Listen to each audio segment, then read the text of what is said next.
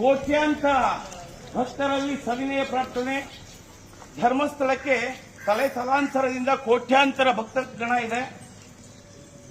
ಇಡೀ ವಿಶ್ವದಲ್ಲಿ ಏಕೈಕ ಸಮುದಾಯ ಇವತ್ತಿಗೂ ಜೈನ ಸಮುದಾಯ ಅಹಿಂಸಾ ಪರಮೋ ಧರ್ಮ ಅಂತ ನಡ್ಕೊಳ್ತಾ ಇದೆ. ಒಂದು ಹಿರಿವೆಯನ್ನು ಸಾಯಿಸಲ್ಲ ಅದು ಅಂತ ನಡೆದಾಡುವ ದೇವರಾದಂತಹ ದೇವ ಮಾನವರನ್ನ ಕೆಲವೊಂದು ದುಷ್ಟ ಶಕ್ತಿಗಳು, ಮತಾಂಧ ಶಕ್ತಿಗಳು ಕೊಡುವಂತ ಹಣಕ್ಕಾಗಿ ದೇವಮಾನವರನ್ನ ಅವಹೇಳನ ಮಾಡ್ತಾ ಇದ್ದಾರೆ, ಅಪಪ್ರಚಾರ ಮಾಡ್ತಾ ಇದ್ದಾರೆ. ಕ್ಷೇತ್ರದಲ್ಲಿ ಅವರ ಹತ್ರ ಯಾವುದೇ ಒಂದು ಸಾಕ್ಷಿ ಇಲ್ಲ. ಆದ್ರೆ ನಾವು ಸದ್ಭಕ್ತರು ಏನ್ ಮಾಡ್ತಾ ಇದ್ದೀವಿ, ಎಲ್ಲವನ್ನು ನೋಡ್ಕೊಂಡು ಸುಮ್ಮನೆ ಇದೀವಿ. ಯಾಕೆ ವಿರೋಧಿಗಳಿಗೆ ಮಾತಾಡ್ಲಿಕ್ಕೆ ಬಾಯಿ ಇದೆ, ನಮಗೆ ಬಾಯಿ ಇಲ್ವಾ?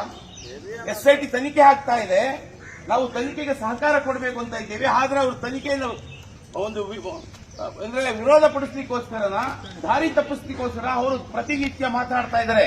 ಇಲ್ಲ ಸಲ್ಲದ ಸುಳ್ಳುಗಳನ್ನು ಹೇಳ್ತಾ ಇದ್ದಾರೆ. ಧರ್ಮಸ್ಥಳದ ಮೇಲೆ ಗಂಭೀರ ಆರೋಪವನ್ನು ಮಾಡ್ತಾ ಇದ್ದಾರೆ. ಯಾಕೆ ಸದ್ಭಕ್ತರೆಲ್ಲ ಸುಮ್ಮನಿರೋದು?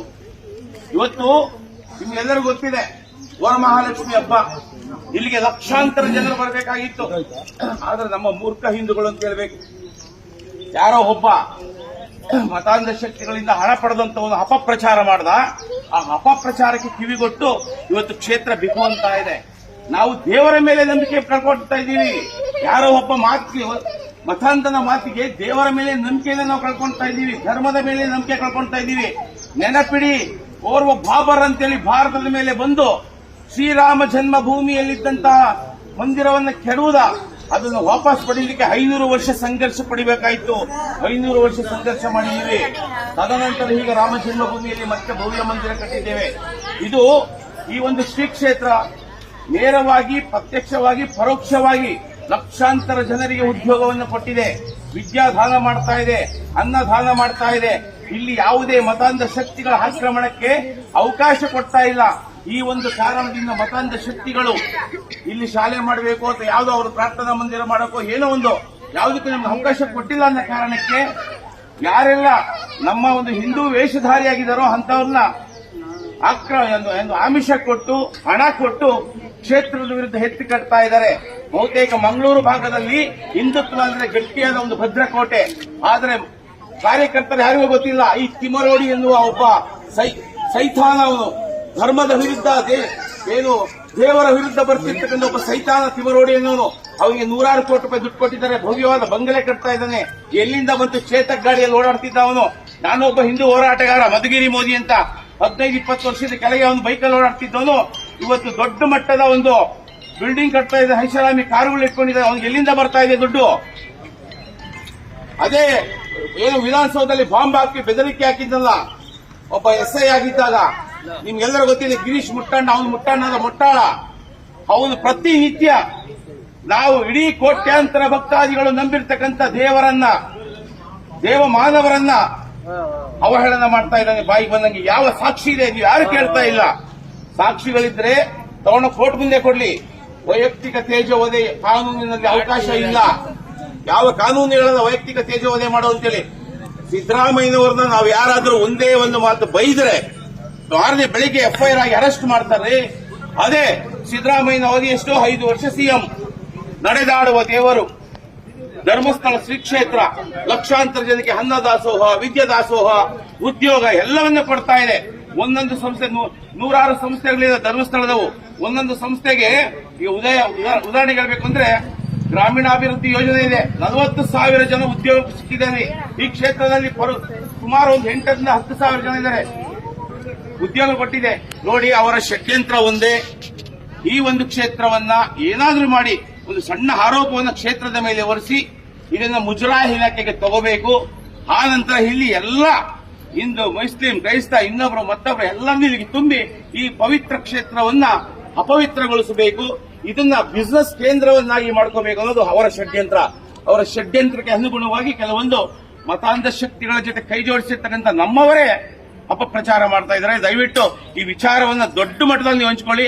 ನಿಮ್ಮ ಕೈಯಲ್ಲಿ ಲೆಟರ್ ಬರೆಯಬೇಕಾದ್ರೆ ಲೆಟರ್ ಬರೀರಿ, ಟ್ವೀಟ್ ಮಾಡಿ, ಫೇಸ್ಬುಕ್, ವಾಟ್ಸ್ಆಪ್ ಅಲ್ಲಿ ಯಾರೆಲ್ಲ ಧರ್ಮಸ್ಥಳದ ವಿರುದ್ಧ ಸಾಕ್ಷ್ಯಾಧಾರ ರಹಿತವಾದಂತಹ ಆರೋಪವನ್ನ ಮಾಡ್ತಾ ಇದ್ದಾರೋ, ನಮ್ಮ ಶ್ರೀಗಳ ವಿರುದ್ಧ ಯಾರೆಲ್ಲ ಅವಹೇಳನ ಮಾಡ್ತಾ ಇದ್ದಾರೋ ಅವರಿಗೆ ಲಕ್ಷಾಂತರ ರೂಪಾಯಿ ಹಣ ಬಂದಿರತಕ್ಕಂಥ ಅನುಮಾನ ಇದೆ, ಕೋಟ್ಯಾಂತರ ನೂರಾರು ಕೋಟಿ ಹಣ ಬಂದಿರುವ ಅನುಮಾನ ಇದೆ. ಹಾಗಾಗಿ ಅವರನ್ನ ತನಿಖೆಗೆ ಒಳಪಡಿಸಬೇಕು ಅಂತೇಳಿ ದಯವಿಟ್ಟು ಎನ್ಐಎಗೆ ಬರೀತೀರೋ, ಮೋದಿಗೆ ಬರೀತೀರೋ, ರಾಜ್ಯ ಸರ್ಕಾರಕ್ಕೆ ಬರೀಲಿ. ಯಾರೋ ಒಬ್ಬ ಯೂಟ್ಯೂಬರ್ ಬಂದ ಒಂದು ವಿಡಿಯೋ ಹಾಕ್ಬಿಟ್ಟ ಅಂತ ಹೇಳ್ಬಿಟ್ಟು ಎಡಪಂಥೀಯರೆಲ್ಲ ಹೋಗ್ಬಿಟ್ಟು SIT ತನಿಖೆ ಆಗ್ಬೇಕು ಅಂತ SIT ರಚನೆ ಮಾಡಿರಲ್ವಾ? ಈಗ ನಾವು ಕೋಟ್ಯಾಂತರ ಸದ್ಭಕ್ತರು ಕೇಳೋಣ. ಈ ಒಂದು ಅಪಪ್ರಚಾರ ಮಾಡ್ತಿರ್ತಕ್ಕಂಥವರು ಆಮಿಷಕ್ಕೆ ಒಳಗಾಗಿ ಹಣ ಪಡೆದು ಅಪಪ್ರಚಾರ ಮಾಡ್ತಾವ್ರೆ. ಅವರ ವಿರುದ್ಧ ನೀವು ತನಿಖೆ ಮಾಡಿ ಅಂತ ನಾವೆಲ್ಲರೂ ಬರೆಯೋಣ. ದಯವಿಟ್ಟು ಸುಮ್ಮನೆ ಇದ್ರಾಗಲ್ಲ. ಧರ್ಮಸ್ಥಳಕ್ಕೆ ಇವತ್ತು ಬಂದಿದ್ದೀರಾ, ಇವತ್ತು ಪುಣ್ಯ ದಿನ. ಆ ಶ್ರೀ ಮಂಜುನಾಥನ ಕೃಪೆ ಆಶೀರ್ವಾದ ನಿಮ್ಮ ಮೇಲೆ ಇರಲಿ. ಆದರೆ ಇಲ್ಲಿಂದ ಹೋದ ನಂತರ ಒಂದು ಲೆಟರ್ ಅಥವಾ ಒಂದು ಮೇಯ್ಲು ಅಥವಾ ಒಂದು ಟ್ವೀಟ್ ಮೂಲಕ ಏನು ರಾಜ್ಯ ಸರ್ಕಾರಕ್ಕಾಗಿರ್ಬೋದು, ಕೇಂದ್ರ ಸರ್ಕಾರಕ್ಕಾಗಿರ್ಬೋದು, ಯಾರೆಲ್ಲ ಅಪಪ್ರಚಾರ ಮಾಡ್ತಾ ಇದ್ದಾರೆ, ಅಸಹ್ಯಕರವಾಗಿ ಏನು ನಿಂದನೆ ಮಾಡ್ತಾ ಇದ್ದಾರೆ ಸ್ವಾಮೀಜಿಯವರನ್ನ, ವೀರೇಂದ್ರ ಹೆಗಡೆ ಅವರನ್ನ, ಅವರ ವಿರುದ್ಧ ಕಾನೂನು ಕ್ರಮ ತಗೋಬೇಕು, ತನಿಖೆ ಆಗಬೇಕು. ಅವರ ಆರ್ಥಿಕ ಮೂಲ ಏನು ಅನ್ನೋದನ್ನ ತನಿಖೆ ಆಗಬೇಕು ಅಂತೇಳಿ ದಯವಿಟ್ಟು ಮನವಿ ಮಾಡಿ, ಲೆಟರ್ ಕಳಿಸಿ. ಎಲ್ಲರಿಂದ ಸಾಧ್ಯ ಆಗುತ್ತೆ. ಏನೇನೋ ಮಾಡ್ತೀವಿ, ನಮ್ಮ ಕ್ಷೇತ್ರ ಉಳಿಸ್ಕೊಳಕ್ಕೆ ಇಷ್ಟು ಮಾಡಕ್ಕಾಗಲ್ಲ ನಮ್ಮ ಕೈಲಿ. ಏನ್ರಪ್ಪ, ಯಾರ ಕೈಲಿ ಮಾಡಕ್ಕಾಗಲ್ವಾ? ಒಂದೇ ಒಂದು ಟ್ವೀಟ್ ಮಾಡಿದ್ರೆ ಸಾಕು. ತಿಮರೋಡಿ ಮತ್ತೆ ಕೆಲವೊಂದು ಯೂಟ್ಯೂಬರ್, ಅಲ್ಲಿಂದ ಗಿರೀಶ್ ಮುಟ್ಟಣ್ಣ, ಆಮೇಲೆ KV ಧನಂಜಯ್ ವಕೀಲರು, ಈ ತರ ತುಂಬಾ ಜನ ಇದ್ದಾರೆ. ಎಲ್ಲ ನಡಪಂಥೀಯರೇ. ಅವರಿಗೆ ಧರ್ಮದ ಮೇಲೆ ನಂಬಿಕೆ ಇಲ್ಲ, ಕ್ಷೇತ್ರದ ಮೇಲೆ ನಂಬಿಕೆ ಇಲ್ಲ. ಅವ್ರು ಏನು ಕ್ಷೇತ್ರ ಅಪವಿತ್ರವಾಗಿ ಏನು ಹಾಳಾಗೋಗ್ಲಿ, ಅವರಿಗೆ ಹಣ ಬೇಕಷ್ಟೇನೆ. ದಯವಿಟ್ಟು ಕೈ ಮುಗಿದು ಶ್ರೀ ಮಂಜುನಾಥನಲ್ಲಿ ಪ್ರಾರ್ಥನೆ ಮಾಡಿ ಕೇಳ್ತೇನೆ. ನಮ್ಮ ಕ್ಷೇತ್ರವನ್ನ ನಾವಿವತ್ತು ರಕ್ಷಿಸಿಕೊಳ್ತಿದ್ರೆ ನಾಳೆ ಇದು ಮತಾಂಧ ಕ್ಷೇತ್ರವಾಗ್ಬಿಡುತ್ತೆ. ಇಲ್ಲಿರ್ತಕ್ಕಂಥ ಪವಿತ್ರತೆ ಹಾಳಾಗಿ ಕೇವಲ ಒಂದು ಪ್ರವಾಸಿ ತಾಣವಾಗುತ್ತೆ. ಇದಕ್ಕೆ ಅವಕಾಶ ಮಾಡಿಕೊಡ್ಬೇಡಿ. ನಾನು ನಿಮ್ಮ ಹತ್ರ ಇವತ್ತು ಸೋಷಿಯಲ್ ಮೀಡಿಯಾ ಎಲ್ಲರ ಕೈಯಲ್ಲೂ ಇದೆ. ಎಲ್ಲಾ ರೀತಿ ವಾಟ್ಸ್ಆಪ್ ಅಲ್ಲಿ, ಫೇಸ್ಬುಕ್ ಅಲ್ಲಿ ಎಲ್ಲ ಕಡೆ ಹಂಚಿಕೊಳ್ಳುವ ಮೂಲಕ ಮತ್ತೆ ನೀವು ಸಹ ಖುದ್ದಾಗಿ ಬರಿಬೇಕು, ಮಾತಾಡ್ರಿ. ಯೂಟ್ಯೂಬರ್ಸ್ ಇದ್ದಾರೆ, ಅನೇಕ ಜನ ಸೋಷಿಯಲ್ ಮೀಡಿಯಾ ಇನ್ಫ್ಲೂಯೆನ್ಸರ್ ಇದ್ದಾರೆ. ಯಾರ್ಯಾರೋ ಮಾತಾಡ್ತಾರೆ ದೇವಸ್ಥಾನದ ವಿರುದ್ಧ, ಕ್ಷೇತ್ರದ ವಿರುದ್ಧ.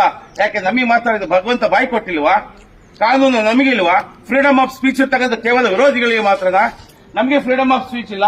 ನಮ್ಮ ಬಾಯಲ್ಲಿ ಅಶ್ಲೀಲ ಬರಲ್ಲ. ಕಾರಣ ಯಾಕೆಂದ್ರೆ ನಾವು ಸದ್ಭಕ್ತರು. ಇವತ್ತು ಯಾರು ಕ್ಷೇತ್ರದ ವಿರುದ್ಧ ಅಪಪ್ರಚಾರ ಮಾಡ್ತಾ ಇದ್ರೆ ಅವ್ರ ಬಾಯಲ್ಲಿ ಬರೋದು ಕೇವಲ ಅಶ್ಲೀಲವಾದ ಪದಗಳು. ಏನು ವೀರೇಂದ್ರ ಹೆಗಡೆ ಅವರನ್ನ ಕೆಟ್ಟ ಪದಗಳಲ್ಲಿ ನಿಂದಿಸ್ತಾರೆ, ಅವ್ರ ತಮ್ಮರವರನ್ನ ಕೆಟ್ಟ ಪದದಲ್ಲಿ ನಿಂದಿಸ್ತಾ ಇದ್ದಾರೆ. ಯಾರು ಅವ್ರಿಗೆ ಅಧಿಕಾರ ಕೊಟ್ಟಿದ್ದಾರೆ? ಯಾವ ಸಂವಿಧಾನ ಕೊಟ್ಟಿದ್ದಾರೆ ಅವ್ರಿಗೆ ಆ ಅಧಿಕಾರವನ್ನ? ಸಂವಿಧಾನ ಹೇಳುತ್ತಾ ಸಾಕ್ಷ್ಯರಹಿತವಾಗಿ ಆರೋಪ ಮಾಡಬಹುದು, ನಿಂದಿಸಬಹುದು ಅಂತ ಯಾವ್ದಾದ್ರು ಸಂವಿಧಾನ ಹೇಳುತ್ತಾ? ರಾಜ್ಯ ಸರ್ಕಾರ ಬಾಯಿ ಮುಚ್ಚಿ ಕೂತಿದೆ ಈ ವಿಚಾರದಲ್ಲಿ. ನಾನು ಕಳೆದ ಬಾರಿ ನಿಮಗೆ ಗೊತ್ತಿರಬಹುದು, ನನ್ನ ಮೇಲೆ ನೂರಾರು ಕೇಸುಗಳಿದ್ವು. ಯಾಕೆ ಕೇಸ್ ಆಗ ಗೊತ್ತಾ? ಸಿದ್ದರಾಮಯ್ಯ ಟೀಕೆ ಮಾಡಿದ್ರೆ ಬೆಳಗ್ಗೆ ಕೇಸ್ ಬೀಳೋದು ನನ್ನ ಮೇಲೆ. ಸಿದ್ದರಾಮಯ್ಯ ಟೀಕೆ ಮಾಡಿದೆ. ಒಬ್ಬ ಪ್ರಜಾತಂತ್ರ ವ್ಯವಸ್ಥೆಯಲ್ಲಿ ಕೂತಿರ್ತಕ್ಕಂಥ ಸಿಎಂ ಅನ್ನ ನಾನೊಬ್ಬ ಸಾರ್ವಜನಿಕನಾಗಿ, ದೇಶದ ಪ್ರಜೆಯಾಗಿ ಪ್ರಶ್ನೆ ಮಾಡಬಹುದು. ಪ್ರಶ್ನೆ ಮಾಡಿದಕ್ಕೆ ನನ್ನ ಮೇಲೆ ಕೇಸ್ ಆಗೋದಾದ್ರೆ, ನನ್ನ ಕ್ಷೇತ್ರ, ನಾನು ತಲಾಂತರದಿಂದ ನನ್ನ ಕುಟುಂಬ ಎಲ್ಲವೂ ನಿಮ್ಮೆಲ್ಲರ ಕುಟುಂಬ ಇಲ್ಲಿ ಒಂದು ಭಕ್ತಿಯಿಂದ, ಭಾವದಿಂದ, ಧನ್ಯತಾ ಭಾವದಿಂದ ಬರ್ತೀವಿ. ಒಂದು ನಂಬಿಕೆ ಇದೆ. ಆ ನಂಬಿಕೆ, ಧಾರ್ಮಿಕ ನಂಬಿಕೆಗೆ ಪೆಟ್ಟು ಕೊಡ್ತಾ ಇದಾರಲ್ವಾ? ಇದರ ವಿರುದ್ಧ ನಾವು ಯಾಕೆ ಪ್ರಶ್ನೆ ಮಾಡಬಾರ್ದು? ಮತ್ತೆ ದಯವಿಟ್ಟು ಮತ್ತೊಮ್ಮೆ ಕಳಕಳಿಯ ಮನವಿ ಮಾಡ್ತಾ ಇದ್ದೀನಿ. ಧರ್ಮ ಉಳಿದ್ರೆ ದೇಶ ಉಳಿಯುತ್ತೆ, ದೇಶ ಉಳಿದ್ರೆ ನಮ್ಮ ಮನೆ ಉಳಿಯುತ್ತೆ. ಫಸ್ಟ್ ಧರ್ಮ ಉಳಿಬೇಕು. ಧರ್ಮದ ಹಿತಕ್ಕಾಗಿ ಕ್ಷೇತ್ರವನ್ನು ಉಳಿಸಬೇಕು. ಇಂತಹ ಕ್ಷೇತ್ರ ಇರೋದ್ರಿಂದಲೇ ಇವತ್ತು ಧರ್ಮ ಶಾಶ್ವತವಾಗಿ ನೆಲೆಸಿರ್ತಕ್ಕಂಥದ್ದು. ಇಂಥ ಕ್ಷೇತ್ರಗಳು ಏನು ಮತಾಂತರ ಶಕ್ತಿ ಕೈಗೆ ಸಿಕ್ಕಿಬಿಟ್ರೆ ಅಲ್ಲಿರ್ತಕ್ಕಂಥ ಪಾವಿತ್ರತೆ ಹಾಳಾಗಿ ಧರ್ಮ ವಿನಾಶದ ಹಂಚಿಗೆ ಹೋಗುತ್ತೆ. ಏನು ಕ್ಷೇತ್ರದ ಮೇಲೆ, ಸ್ವಾಮೀಜಿಯವರ ಮೇಲೆ